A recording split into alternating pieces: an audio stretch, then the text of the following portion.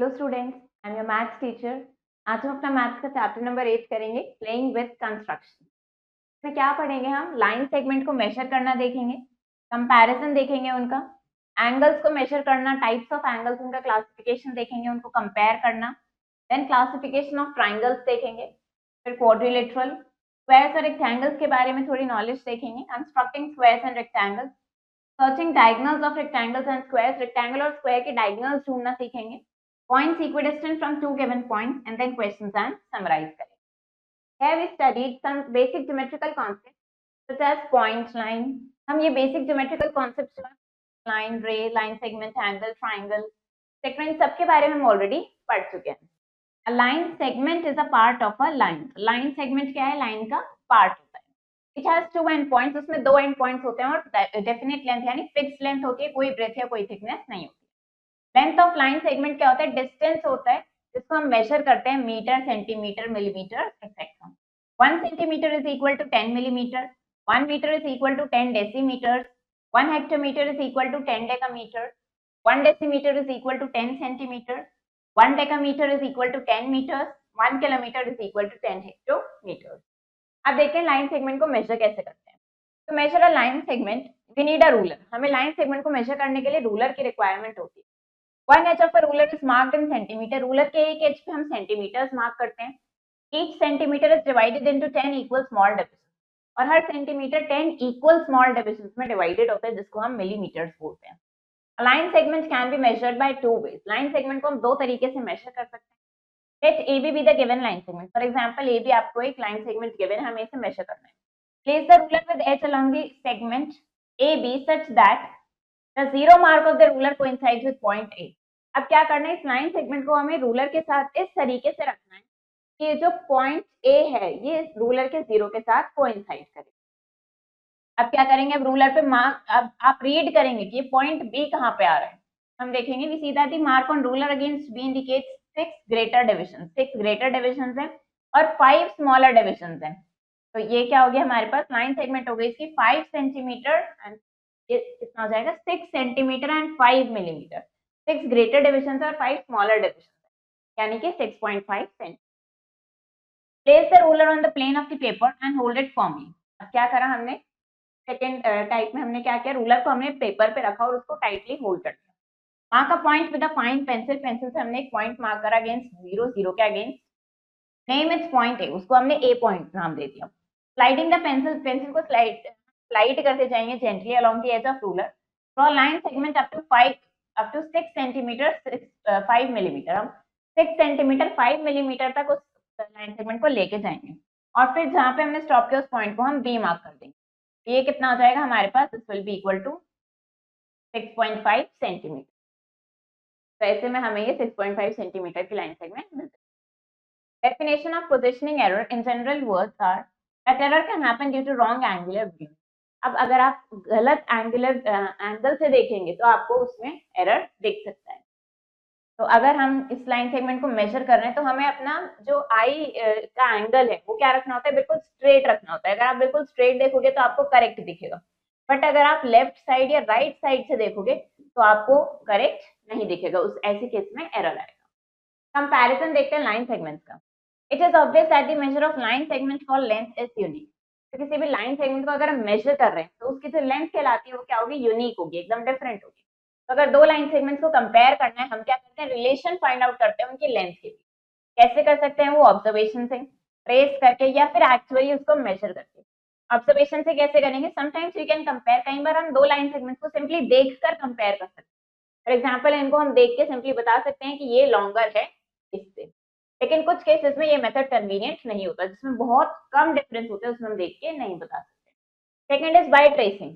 इस मेथड से कंपेयर करने के लिए हम क्या करते हैं? एक लाइन सेगमेंट को ट्रेस कर लेते हैं और उसको हम दूसरी के ऊपर रखते हैं. Trace one of the two line segments on a tracing paper. हमने क्या किया? एक लाइन सेगमेंट को ट्रेसिंग पेपर पे ट्रेस कर लिया. Take A B. In this case हमने ए बी को ट्रेस कर लिया ट्रेस पेपर पे. Trace the trace top. ये भी ट्रेस टॉप हमने second line segment C D पर रखी इस तरीके से कि ए सी के ऊपर कोइंसाइड करें. हम इजीली देख सकते हैं कि कौन सा लॉन्गर है और कौन सी शॉर्टर है.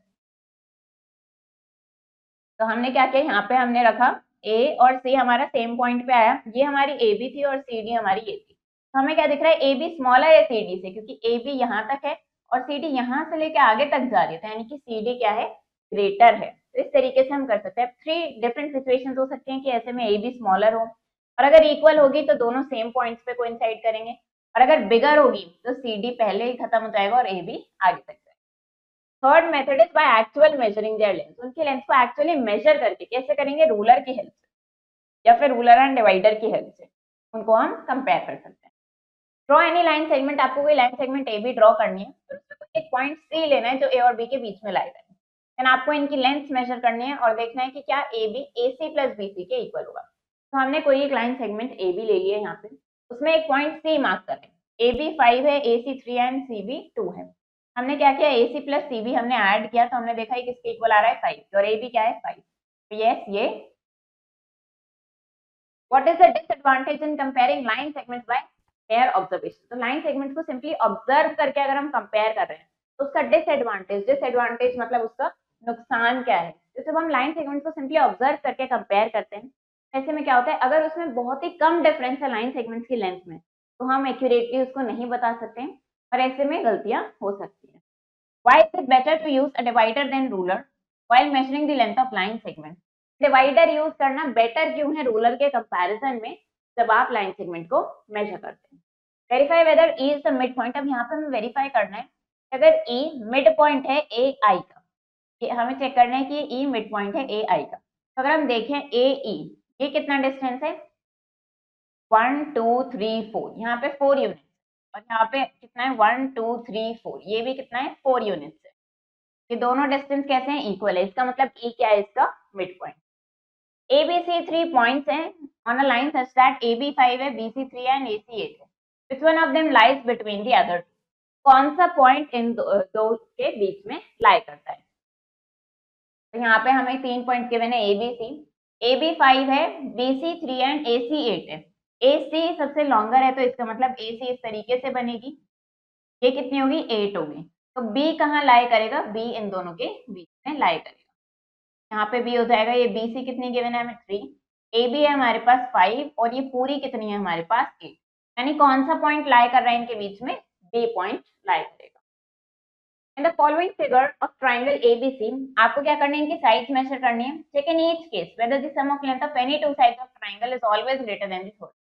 फिर आपको क्या चेक करना है कि दो साइड्स का सम थर्ड साइड से ग्रेटर है या नहीं। हर केस में आपको ये चेक करना है। फॉर एग्जाम्पल जैसे हमने अभी यहाँ पे चेक किया था कि दो साइड का सम थर्ड साइड के इक्वल आ रहा था, तो हमें यहाँ पे क्या देखना है, दो साइड का सम थर्ड साइड से हमेशा ग्रेटर आता है या नहीं। तो आप इनको रूलर की हेल्प से मेजर करेंगे और फिर इनको चेक करेंगे। Measuring angle and it's classification, angle को मेजर करना देखते हैं और उनका क्लासिफिकेशन देखेंगे।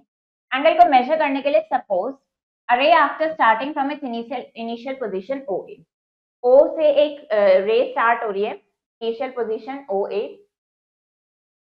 Rotates about the point O, और ये क्या कर रही है, ये एक रे है हमारे पास OA, ये रोटेट कर रही है इस O पॉइंट पे, ये फिक्स्ड पॉइंट पे, और कहाँ पहुंच रही है, ये OB पे पहुंच रही है, इसकी फाइनल पोजीशन। तो ये एंगल AOB, ये जो एंगल AOB रोटेट हुआ है, कितना डिग्री ये रोटेट होता है, ये क्या कहलाता है, ये इसका एंगल ऑफ रोटेशन कहलाता है। OA क्या है, ये इनिशियल आर्म है, OB क्या है, टर्मिनल आर्म या फिर फाइनल आर्म। हेंस मेजर, जो इसका मेजरमेंट होगा वो किसके इक्वल होगा, मेजर ऑफ रोटेशन के, कि कितना डिग्री रोटेट हुआ है।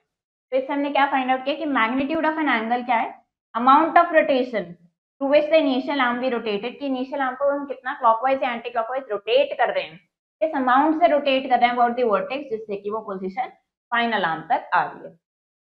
मेजरिंग एंगल, ठीक है, the above studying that the size of angle form depends upon the amount of rotation. तो हमने क्या पढ़ा अभी कि इनिशियल आर्म जितना रोटेट करेगी, एंगल का साइज उस पर डिपेंड करता है। Length of arms does not affect the size of the angle. अब आर्म्स की लेंथ, अब इस आर्म की लेंथ इतनी हो या यहाँ तक हो या यहाँ तक हो, उससे इस एंगल पे कोई फर्क नहीं पड़ता है। The unit that is used to measure, अब जो यूनिट यूज करते हैं मेजर करने के लिए वो क्या होती है, डिग्री। फॉर एग्जाम्पल 45 डिग्री को हम इस तरीके से लिखते हैं। अब देखते हैं प्रोटेक्टर की हेल्प से कैसे मेजर करते हैं। प्रोटेक्टर यूज होता है एंगल को मेजर करने के लिए, ये सेमी सर्कुलर होता है शेप में, base line marked with 0 at the centre, base line पे 0 होता है सेंटर में। The angles are marked, अब एंगल्स मार्क होते हैं 0 से लेके 180 डिग्री तक, from right to left, right to left क्या होता है, 0 से 180 डिग्री तक इनर साइड में, और आउटर साइड में होते हैं लेफ्ट टू राइट। एंगल को मेजर करने के लिए हम क्या करते हैं, प्रोटेक्टर को एंगल पे रखते हैं इस तरीके से कि ये जो मिड पॉइंट O है ये कोइंसाइड करता है एंगल के वर्टेक्स के साथ। फॉर एग्जांपल ये एंगल है हमारे पास COCB और इसको A नाम दे देते हैं, तो ये एंगल है हमारे पास। अब ये जो इसका वर्टेक्स है B, ये O पे क्या कर रहा है, कोइंसाइड कर रहा है। Base line coincide with the initial arm, और ये जो बेस लाइन है प्रोटेक्टर की इनिशियल आर्म के साथ कोइंसाइड करती है। नाउ ऑब्जर्व, और फिर क्या करते हैं हम इनर स्केल पे, अब देखेंगे यहाँ पे वेयर द टर्मिनल आर्म, के टर्मिनल आर्म कहाँ पे कोइंसाइड कर रहे हैं, क्रॉसेस द सेमीसर्कुलर रीडिंग। तो हम क्या देख रहे हैं, terminal arm crosses through 60 degree पे क्रॉस कर रहा है, हेंस द मेजरमेंट, तो इसका मेजरमेंट कितना हो जाएगा, 60 डिग्री हो जाएगा। तो measure angle in clockwise direction हम क्या करते हैं, आउटर स्केल का यूज करते हैं ऑफ द प्रोटेक्टर। अब देखते हैं एंगल्स को कंपेयर करना। समटाइम्स हमें देखना होता है कि कौन सा एंगल ग्रेटर है, कौन सा लेस है, या कौन सा इक्वल है। Know between two angles this method is called, इस मेथड को हम क्या बोलते हैं, कंपैरिजन ऑफ टू एंगल्स। कैसे कर सकते हैं, बाय ऑब्जर्वेशन, ट्रेस करके या फिर मेजर करके। ऑब्जर्वेशन में हम क्या करते हैं, सिंपली एंगल्स को हम देखकर बताते हैं। मोर ओपनिंग बिटवीन टू आर्म्स, दो आर्म्स के बीच में ज्यादा ओपनिंग है, इसका मतलब वो ग्रेटर एंगल है, उसका मैग्नीट्यूड ज्यादा है। लेकिन ये प्रोसेस एप्लीकेबल है only when difference of opening is large, जब इनके बीच का डिफरेंस बहुत लार्ज हो। अगर बहुत कम डिफरेंस होगा तो उसको देख के हम नहीं बता सकते हैं। इसमें हम बता सकते हैं कि एंगल 2 ग्रेटर है एंगल 1 से, क्योंकि इसकी ओपनिंग काफी ज्यादा है और इसकी ओपनिंग कम है। Second is by tracing. Suppose हमें कंपेयर करने हैं ये दो angle, angle ABC and angle DEF। क्या किया, इसके लिए हमने ट्रेसिंग पेपर लिया, एक एंगल को ट्रेस किया, फॉर एग्जांपल ABC को ट्रेस कर लिया, फिर उसकी कॉपी ट्रेसिंग पेपर पे रखी और उसको हमने DEF के ऊपर रख दिया। इस तरीके से कि ये जो पॉइंट B है ये E पे लाई करें, दोनों के वर्टेक्स कोइंसाइड करें, और आर्म BC कोइंसाइड करे EF के साथ। फिर हम क्या करेंगे, हमें पोजीशन मिल जाएगी AB की, हम AB को देखेंगे कि वो DE से कहाँ पे लाई कर रहा है, उससे हम कंक्लूड करेंगे। तो हम क्या देखेंगे इसमें, ABC लेस है DEF से मैग्नीट्यूड। लेकिन फिगर 4 और 5 में अगर हम देखेंगे AB कोइंसाइड कर रहे हैं DE से, तो ऐसे में इक्वल होंगे, और अगर AB आउटसाइड लाई करेगा तो यानी वो ग्रेटर होगा। थर्ड होता है बाय मेजरिंग, हम सिंपली एक्यूरेट मेजरमेंट निकाल सकते हैं प्रोटेक्टर की हेल्प से मेजर। देखते हैं types of angle, 7 types of angles होते हैं। सबसे पहले जीरो एंगल, जब इनिशियल आर्म और टर्मिनल आर्म कोइंसाइड करते हैं बिना कोई रिवोल्यूशन बनाए, तो एंगल जो फॉर्म होता है वो जीरो एंगल कहलाता है, और इसमें इसका मेजरमेंट 0 डिग्री होता है, ये जीरो एंगल है। एक्यूट एंगल, एंगल जिसका मेजरमेंट 0 से 90 के बीच होता है वो क्या होता है, एक्यूट एंगल होता है। देन राइट एंगल, एंगल जिसका मेजरमेंट एग्जैक्टली 90 डिग्री के इक्वल होता है वो राइट एंगल कहलाता है। ऑब्ट्यूज एंगल, जिसका मेजरमेंट 90 से ज्यादा 180 से कम होता है वो क्या कहलाता है, ऑब्ट्यूज एंगल कहलाता है। स्ट्रेट एंगल, अगर इनिशियल आर्म और टर्मिनल आर्म अपोजिट हैं एक दूसरे के on the same line, angle जो फॉर्म होगा वो स्ट्रेट एंगल कहलाएगा। इसका मेजरमेंट क्या होता है, 180 डिग्री। रिफ्लेक्स एंगल, एंगल जिसका मेजरमेंट 180 से ज्यादा होता है पर 360 से कम होता है वो क्या कहलाता है, रिफ्लेक्स एंगल कहलाता है। देन कंप्लीट एंगल, अगर टर्मिनल आर्म एक पूरा कंप्लीट रेवोल्यूशन बनाने के बाद कोइंसाइड करे इनिशियल आर्म के साथ, जो एंगल फॉर्म होता है वो कंप्लीट एंगल कहलाता है, और इसका मेजरमेंट होता है 360 डिग्री। एक स्ट्रेट लाइन पे क्या होते हैं, 2 राइट एंगल्स होते हैं, 1 complete angle is equal to 4 right. How many degrees are there, अब आपको बताना है कितने डिग्री होते हैं एक राइट एंगल में। एक राइट एंगल 90 डिग्री का होता है, एक स्ट्रेट एंगल में कितने होते हैं, 180 डिग्री का होता है। Then complete angle is 360 degree. 4 right angles का मतलब 4 into 90 360 degree. 1/3 of right angle, right angle होता है 90 डिग्री का, इसका 1/3 कितना हो जाएगा, 30 degree. 2 whole 1/3 of right angle, इसको मिक्स टू इम्प्रॉपर में किया तो कैंसिल आउट किया, 7 into 30 is 210 degree. Right the name of all the acute, अब क्या करना है यहाँ पे आपको सारे acute, right, obtuse, reflection, straight angles हैं यहाँ पे नाम लिखना है। इस फिगर में हमने देखा यहाँ पे सारे हमारे पास एक्यूट एंगल्स हैं, then right angles, obtuse angles, reflex angle and straight angle. तो इस फिगर को देख के इनका हमने नाम लिखा है। फ्रॉम द गिवन फिगर, अब इस फिगर में से हमें क्या करना है, मेजरमेंट लिखना है और फिर उस एंगल को क्लासिफाई करना है। एंगल AOB, हमें क्या दिख रहा है, ये AOB, ये एंगल AOB है, इसका मेजरमेंट कितना दिख रहा है हमें, 30 डिग्री। ये क्या एक्यूट एंगल। AOC कितना है, 60 डिग्री, ये भी एक्यूट एंगल है। 60 डिग्री भी क्या है, एक्यूट एंगल है। Then next is AOD। AOD ये कितना दिख रहा है? एग्जैक्टली 90, तो ये राइट एंगल है। देन AOE ये कितना है? 120 डिग्री। ऑब्ट्यूज एंगल है 90 से ज्यादा, 180 से कम। देन AOF, AOF क्या है? 180 डिग्री स्ट्रेट एंगल है। एंड COE, COE कितना दिख रहा है हमें? COE कितना हो जाएगा हमारे पास? ये 60 डिग्री हो जाएगा, तो ये क्या है? एक्यूट एंगल है। Identify the types of angles. अब ये जो शेडेड पोर्शन एंगल रिप्रेजेंट कर रहा है वो हमें बताना है। तो अगर हम इसको देखें, ये क्या है? 90 से कम है, तो ये क्या हो गया? हमारा एक्यूट एंगल हो गया। अब अगर यहाँ पे देखें तो ये क्या बन रहा है? यहाँ पे ये पूरा 180 डिग्री बन रहा है, यानी कि ये क्या है? हमारे पास स्ट्रेट एंगल है। तो ऐसे आपको शेडेड पोर्शन की हेल्प से आइडेंटिफाई करना है। Right the type of angle, इनके मेजरमेंट के हिसाब से बताना है। 45 डिग्री क्या होता है? एक्यूट एंगल होता है। 35 इज ऑल्सो एक्यूट। देन 345 क्या हो जाएगा? ये रिफ्लेक्स एंगल हो जाएगा। 90 डिग्री क्या है? राइट एंगल है। वैसे आपको यहाँ पे या इनके मेजरमेंट के अकॉर्डिंग बताना है। अब इस फिगर में से आपको ये सारे एंगल्स बताने हैं कि कौन से एक्यूट है, कौन से राइट, कौन से ऑब्ट्यूज और कौन से स्ट्रेट एंगल है। अगर हम यहाँ पे देखें एंगल AOB, ये क्या है हमारे पास? एक्यूट एंगल है। देन नेक्स्ट अगर हम AOD की बात करें, AOD क्या है हमारे पास? राइट एंगल है। आपको क्या करना है? इस तरीके से आपको इन सारे एंगल्स को बताना है यहाँ पे और उनको क्लासिफाई करना है। What is the angle between hour hand and minute hand of a clock? अब क्लॉक में आवर हैंड और मिनट हैंड के बीच में कितना एंगल बनेगा जब 4 ओ क्लॉक होगी? तो 4 ओ क्लॉक किस तरीके से होता है? जब मिनट हैंड 12 पे होगी और आवर हैंड कहाँ होगा? 4 पे होगा। तो इसमें क्या एंगल बनेगा? ये एंगल बनता है हमारा ऑब्ट्यूज एंगल, क्योंकि ये 90 से ज्यादा होता है और 180 से कम होता है। 6 ओ क्लॉक कब होता है? जब मिनट हैंड 12 पे हो और आवर हैंड कहाँ हो? आवर हैंड 6 पे हो। इस तरीके से तो ये पूरा एंगल क्या बनता है? यहाँ पे स्ट्रेट एंगल बनता है 180 डिग्री। वैसे आपको बताना है कि इन हैंड्स के बीच में कौन सा एंगल बनेगा। How many degrees are there in? अब आपको बताना है कितनी डिग्रीज है। 5/6 ऑफ राइट एंगल। 5/6 ऑफ मतलब मल्टीप्लाई, राइट एंगल होता है 90 डिग्री का। इसको अगर हम करेंगे कितना हो जाएगा हमारे पास? 5 इंटू 15 कितना हो जाएगा? 75 डिग्री, यानी कि 75 डिग्री होगा 5/6 of right angle.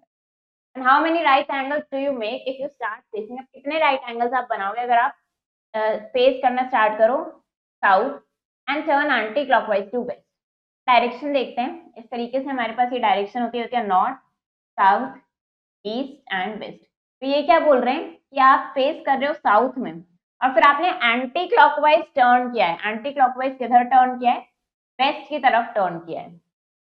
Anti clockwise direction क्या हो गई? ये हो गई हमारे पास। तो हमने क्या किया? वेस्ट की तरफ टर्न किया है। कितने राइट एंगल्स हमने बनाए? 1 2 3। कितने? 3 राइट एंगल्स यहाँ पे फॉर्म हुए। वैसे इसको बताना है। अब देखते हैं classification of triangles based on their side.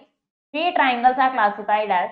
Side के बेसिस पे 3 टाइप्स ऑफ ट्राइंगल्स होते हैं हमारे पास। Equilateral triangle, isosceles triangle and scalene triangle.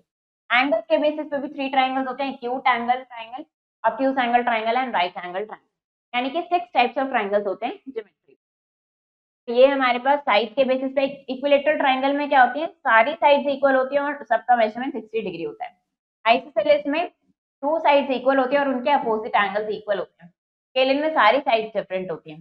Right angle triangle में एक एंगल 90 डिग्री होता है। एक्यूट एंगल में सारे एंगल्स एक्यूट होते हैं और ऑब्ट्यूज में एक एंगल ऑब्ट्यूज होता है। Classification according to side. सबसे पहले इक्विलेटरल ट्राइंगल, तो ये हम ऑलरेडी अभी डिस्कस कर चुके हैं। इसमें 3 साइड्स होती हैं, तीनों इक्वल होती हैं, इक्विलेटरल ट्राइंगल कहलाता है। तीनों एंगल्स भी इक्वल होते हैं। आइसोसेलेस ट्राइंगल में 2 साइड्स इक्वल होती हैं और उनके अपोजिट एंगल्स भी इक्वल होते हैं। स्केलिन ट्राइंगल में no 2 sides are equal in length, यानी कि सारी साइड्स डिफरेंट लेंथ की होती है। एंगल्स के अकॉर्डिंग राइट एंगल ट्राइंगल जिसमें एक एंगल 90 डिग्री का हो, राइट एंगल ट्राइंगल होता है। ऑब्ट्यूज एंगल ट्राइंगल में एक एंगल 90 से ग्रेटर यानी ऑब्ट्यूज एंगल होता है। देन एक्यूट ट्राइंगल में क्या होता है? हुज ईच एंगल, जिसका हर एंगल 90 से लेस हो, वो एक्यूट एंगल ट्राइंगल कहलाता है। Length of the sides of different triangle. अब यहाँ पे हमें different sides of triangle given है, उनको क्लासिफाई करना है हमें। एक है 3 2 एंड 2। 2 साइड सेम है तो ये आइसोसेलेस ट्राइंगल है। एंड तीनों साइड सेम है तो इक्विलेटरल ट्राइंगल, और तीनों डिफरेंट है तो ये स्केलिन ट्राइंगल है।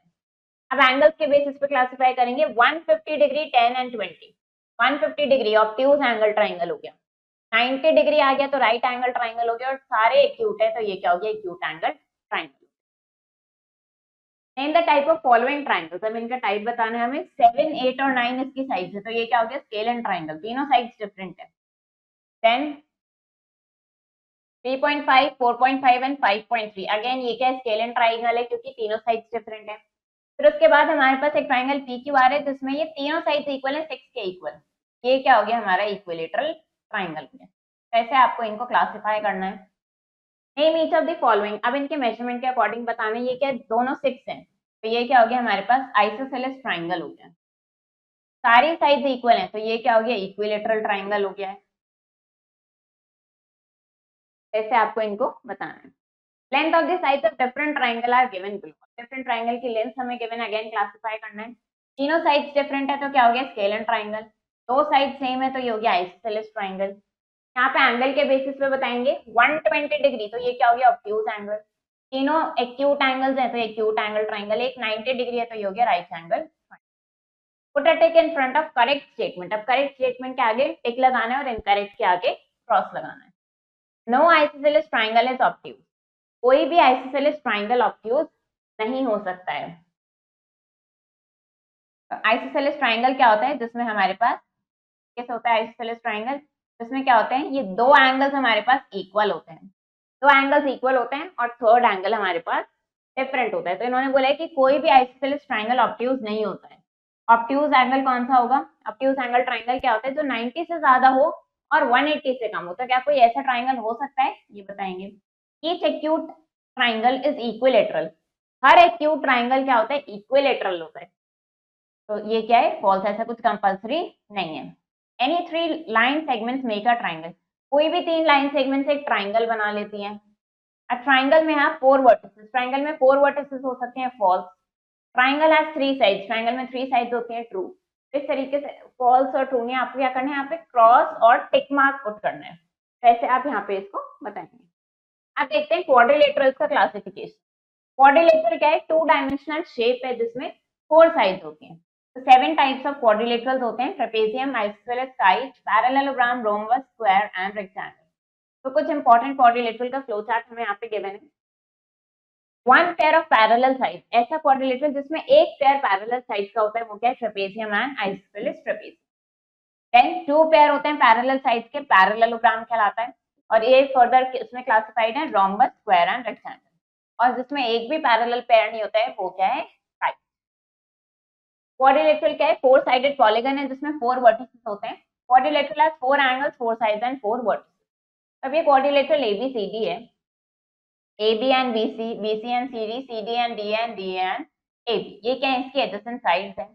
ABCD, BCDA ये इसकी अपोजिट साइड्स हैं। ऐसे यहाँ पे हमें ये एडजेसेंट एंगल्स और अपोजिट एंगल्स यहाँ पे गिवन है। अब देखते हैं क्वाड्रिलेटरल को हमने 3 ग्रुप्स में डिवाइड किया। सबसे पहले ट्रेपेजियम, क्वाड्रिलेटरल जिसमें एक पेयर होता है पैरेलल साइड का वो ट्रेपेजियम कहलाता है। आइसोसेलेस ट्रेपेजियम क्या है, ऐसा ट्रेपेजियम जिसमें नॉन पैरेलल साइड इक्वल होती हैं वो आइसोसेलेस ट्रेपेजियम कहलाता है। देन पैरेललोग्राम, क्वाड्रिलेटरल जिसमें दोनों पेयर अपोजिट साइड्स के पैरेलल होते हैं वो पैरेललोग्राम कहलाता है। ये अगेन 3 सब ग्रुप्स में डिवाइडेड है। पहला आता है रोम्बस, जिसमें सारी साइड्स इक्वल होती हैं वो रोम्बस कहलाता है।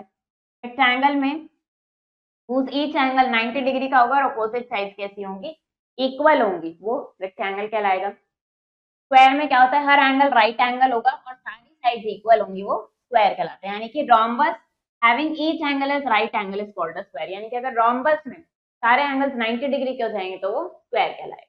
Then third is kite, quadrilateral जिसमें दोनों पेयर एडजेसेंट साइड्स के इक्वल होते हैं और अपोजिट साइड अनइक्वल होती हैं वो काइट कहलाता है। इस डिस्कशन के अकॉर्डिंग हमने क्या कंक्लूड करा, पैरेललोग्राम के अपोजिट साइड्स इक्वल होती हैं। फॉर एग्जांपल इस फिगर में MNOP के इक्वल एंड MPNO के इक्वल है। अपोजिट एंगल्स पैरेललोग्राम के इक्वल होते हैं। फॉर एग्जांपल इस फिगर में एंगल W एंगल Y के इक्वल है और एंगल X एंगल Z के इक्वल है। Square is both a rectangle and a rhombus, square क्या है, रेक्टेंगल भी है और रोम्बस भी है। In figure given below square PQR, इसमें क्या है कि सारे एंगल्स 90 डिग्री हैं, राइट एंगल हैं और सारी साइड्स भी क्या है, इक्वल है। नॉलेज अब देखते हैं स्क्वायर्स एंड रेक्टेंगल्स के बारे में पढ़ते हैं। Let us look at some basic figures having straight lines in their boundary. What shapes are these, तो ये क्या शेप्स है हमारे पास, ये फेमिलियर स्क्वायर्स और रेक्टेंगल्स हैं, बट लेकिन ये स्क्वायर और रेक्टेंगल बन कैसे रही है। फॉर एग्जाम्पल हमने एक रेक्टेंगल कंसिडर किया ABCD, ये जो पॉइंट्स ABCD हैं ये कॉर्नर्स है रेक्टेंगल्स के, और ये लाइंस क्या है इसके साइड्स हैं, और ये क्या है इसके एंगल्स।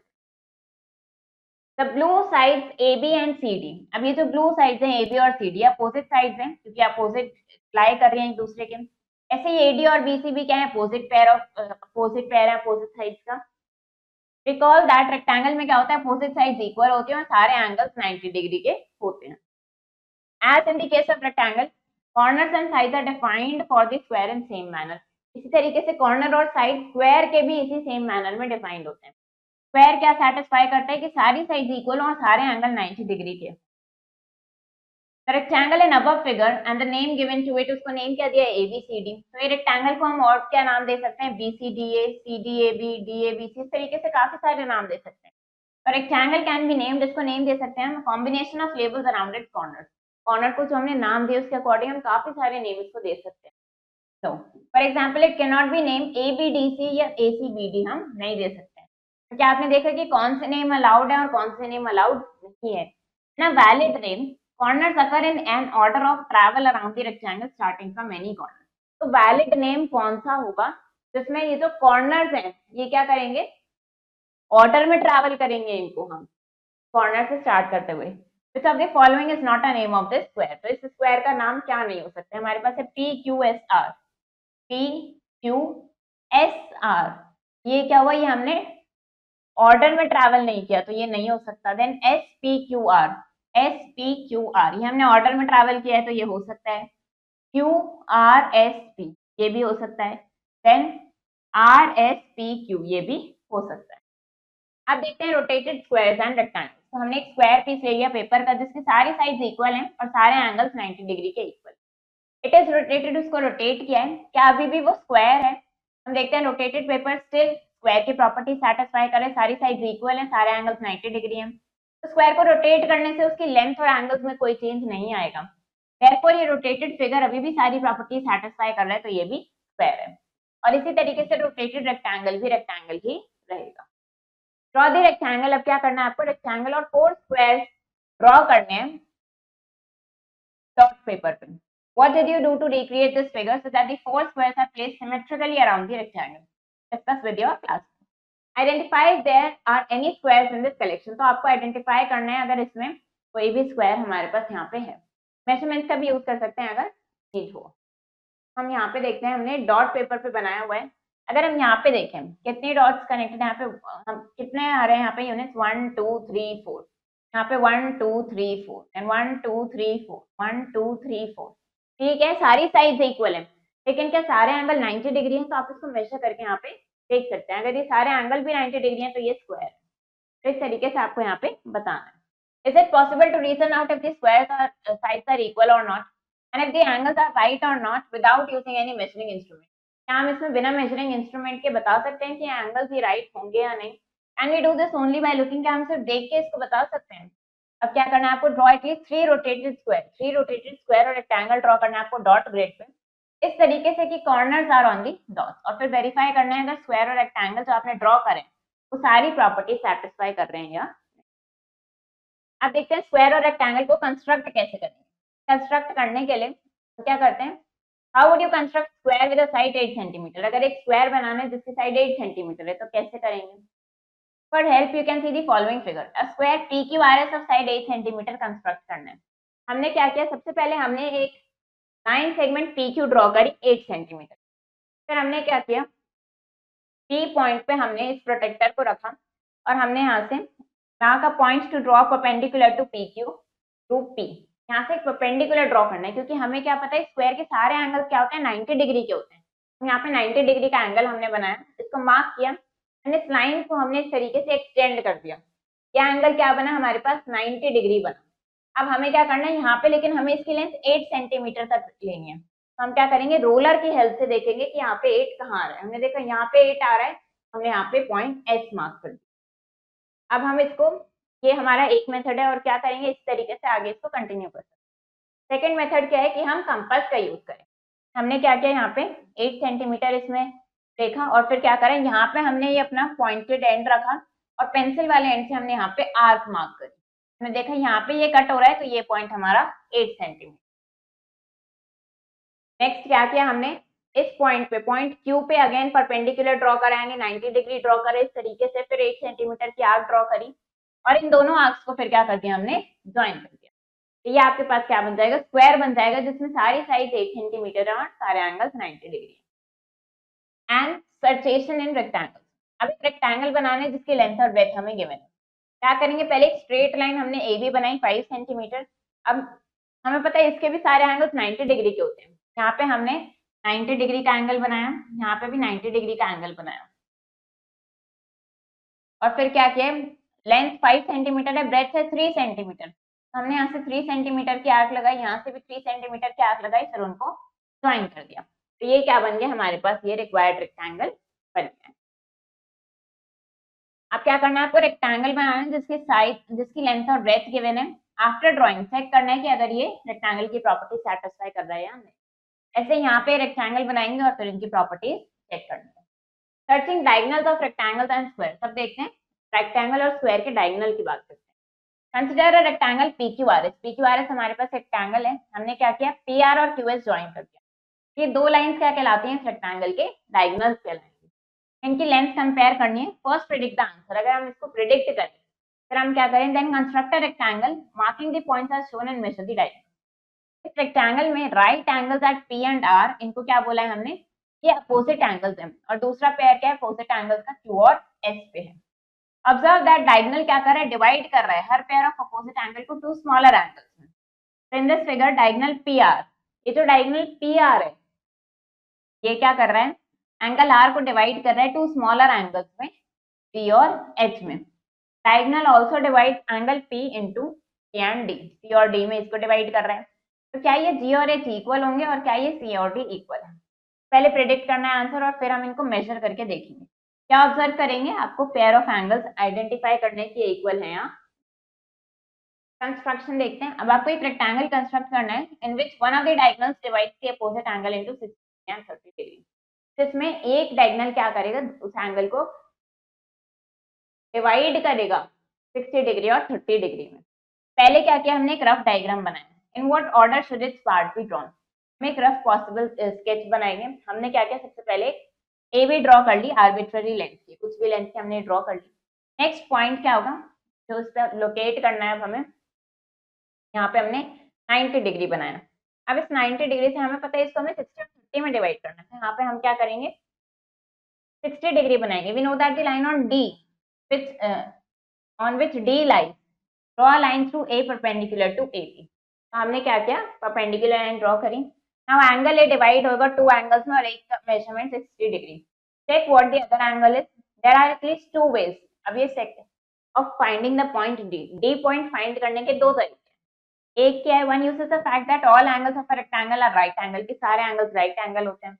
और दूसरा क्या है कि अपोजिट साइड्स इसके इक्वल होते हैं।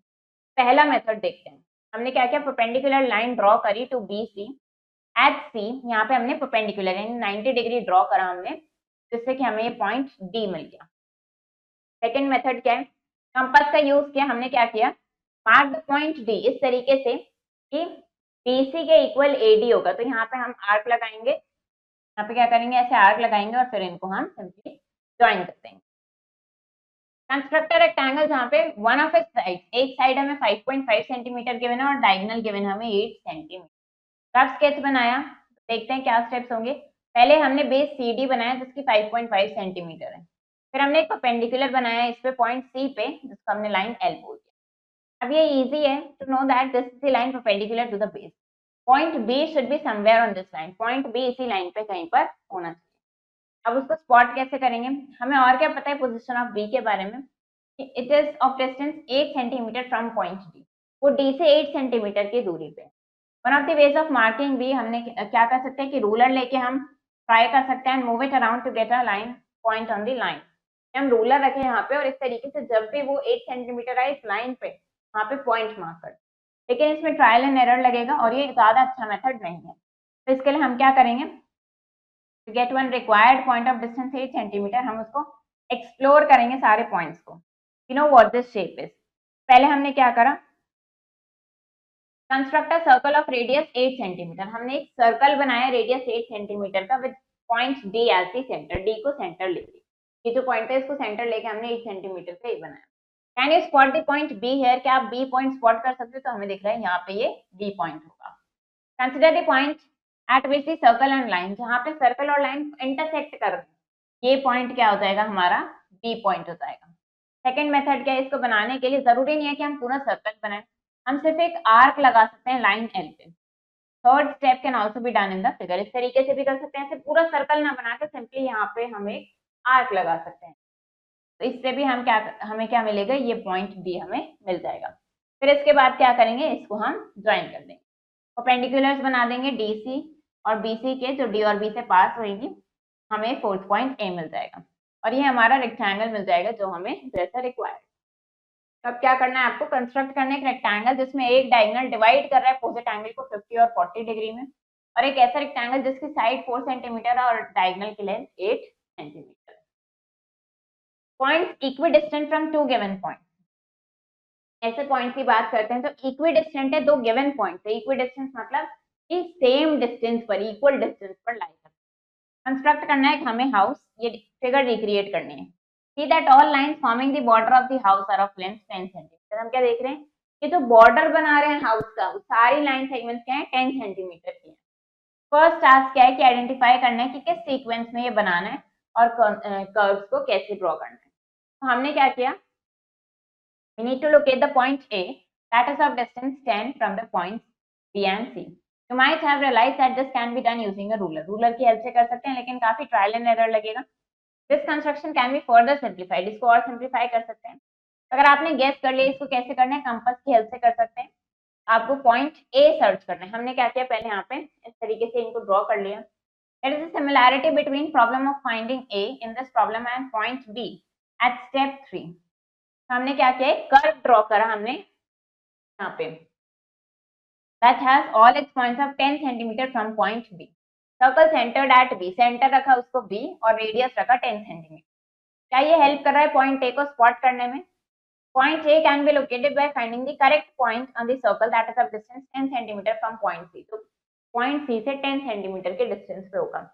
अगेन इसको रूलर की हेल्प से कर सकते हैं लेकिन हम बट कैन बी यूज, क्या हम कंपास यूज कर सकते हैं इसके लिए। Here we take a radius, हमने क्या किया 10 सेंटीमीटर का रेडियस लिया कंपास में और इस बार सी को सेंटर लेते हुए सर्कल ड्रॉ करा। अब क्या हमें पॉइंट ए मिल रहा है। Note the figure on your study notebook. तो हमें क्या दिख रहा है, जहाँ पे ये बी को सेंटर लेके सर्कल ड्रॉ करा, सी को सेंटर लेके सर्कल ड्रॉ करा, ये पॉइंट जहाँ पे दोनों के सर्कल इंटरसेक्ट कर रहे हैं, ये क्या है हमारा पॉइंट। तो अब ये कितना दूर है सी से, ये हमारा पॉइंट ए है। Was it necessary, क्या ये जरूरी था कि हम दो फुल सर्कल ड्रॉ करें? जरूरी नहीं था। हम क्या कर सकते हैं, सिंपली हमें छोटी सी आर्क ड्रॉ कर सकते हैं दोनों पॉइंट। तो the point A could have been obtained simply arc draw करके।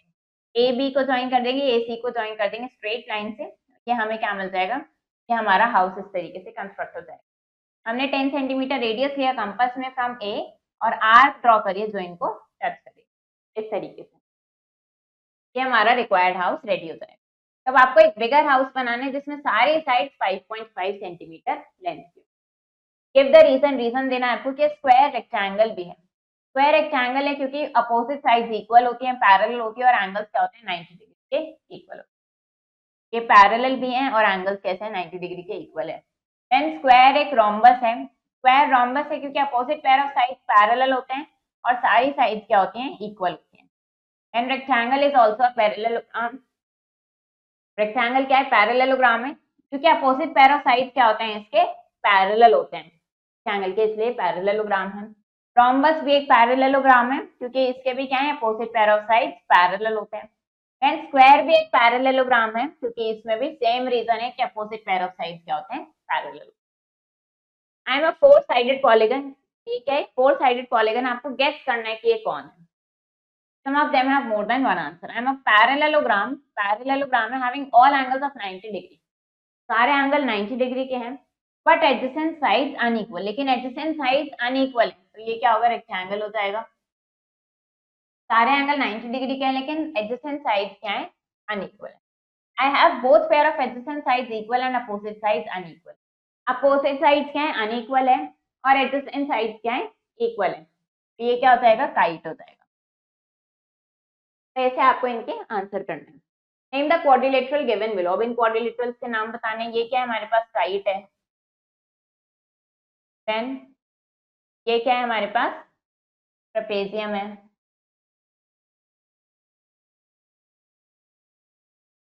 इसी तरीके से ये क्या है हमारे पास, रोम्बस है। तो आपको इन सबके यहाँ पे नेम बताना है। Tick the correct option is the sum of two angles. अगर दो एंगल्स का सम 180 से ज्यादा है, then which of the following is not possible for the two angles. तो क्या पॉसिबल नहीं है, दो एंगल का सम क्या है, 180 से ज्यादा है। One obtuse angle and one acute angle, one reflex angle and one acute angle. तो इसमें से क्या पॉसिबल नहीं है, तो एंगल्स के लिए आपको बताना है। Polygon has a prime number of sides. Polygon की प्राइम नंबर ऑफ साइड्स है। Its number of sides equal है number of to the sum of at least two consecutive primes. तो आपको बताना है कि इस पॉलीगन में कितने नंबर ऑफ डायगोनल्स होंगे। क्वाड्रिलेटरल जिसका हर एंगल 90 डिग्री और सारी साइड्स इक्वल है, तो वो क्या कहलाता है, स्क्वायर। क्वाड्रिलेटरल जिसमें one and only pair of parallel sides is equal, जिसमें सिर्फ एक ही पेयर होता है पैरेलल साइड्स का, और वो क्या होता है, इक्वल होता है। तो वो क्या है हमारे पास, ट्रेपेजियम है। Triangle whose each angle is less than 90 degree, her angle 90 से लेस है, एक्यूट एंगल ट्राइंगल। ट्राइंगल जिसमें कोई भी दो साइड इक्वल नहीं है, तो वो क्या है, scalene triangle. Angle measure 360 degree, तो वो कंप्लीट एंगल होगा। 180 डिग्री है तो क्या होगा, स्ट्रेट एंगल होगा। थ्री एंगल्स, क्वाड्रिलेटरल के तीन एंगल्स गिवन है, हमें क्या करना है, फोर्थ एंगल बताना है। Quadrilateral having two pairs of equal adjacent sides, दो पेयर हैं इक्वल एडजेसेंट साइड्स के, लेकिन अनइक्वल अपोजिट साइड्स हैं, तो वो क्या है, साइड्स है। इस तरीके से आपको ये क्वेश्चन यहाँ पे करने हैं। समराइज करते हैं इसको। टू लाइन सेगमेंट्स जिनकी सेम लेंथ होती है उनको इक्वल लाइंस बोलते हैं। डिस्टेंस दो एंड पॉइंट्स के बीच में ऑफ अ लाइन सेगमेंट क्या कहलाती है, उस लाइन सेगमेंट की लेंथ कहलाती है। जीरो एंगल 0 डिग्री होता है, एक्यूट एंगल 0 से ज्यादा पर 90 से कम। Right angle exactly 90 degree. Obtuse angle 90 से ज्यादा लेकिन 180 से कम। रिफ्लेक्स एंगल 180 से ज्यादा पर 360 से कम। स्ट्रेट एंगल 180 डिग्री और कंप्लीट एंगल 360। रेगुलर पॉलीगन क्या है, पॉलीगन जिसमें सारी साइड्स इक्वल मेजर की होती है और सारे एंगल भी इक्वल होते हैं। ट्राइंगल जिसमें दो साइड्स इक्वल है वो आइसोसेलेस ट्राइंगल कहलाता है। सारी साइड्स इक्वल है तो इक्विलेटरल ट्राइंगल, और अगर एक भी साइड इक्वल नहीं है तो वो क्या कहलाएगा, स्केलेन ट्राइंगल कहलाएगा। Two rays forming a right angle, दो रेज जो राइट एंगल फॉर्म करती हैं वो परपेंडिकुलर होते हैं एक दूसरे के। And the line form by these lines, उनको हम क्या बोलते हैं, परपेंडिकुलर बोलते हैं एक दूसरे के, या फिर राइट एंगल वो फॉर्म करते हैं। और ये सिंबल क्या होता है हमारा, परपेंडिकुलर टू डिनोट करने का। तो ये चैप्टर हमारा फिनिश हो गया है। आई होप आपको ये चैप्टर समझ आया होगा। आप इसको प्रैक्टिस करो अच्छे से। हम मिलेंगे नेक्स्ट वीडियो में। Thank you and have a nice day.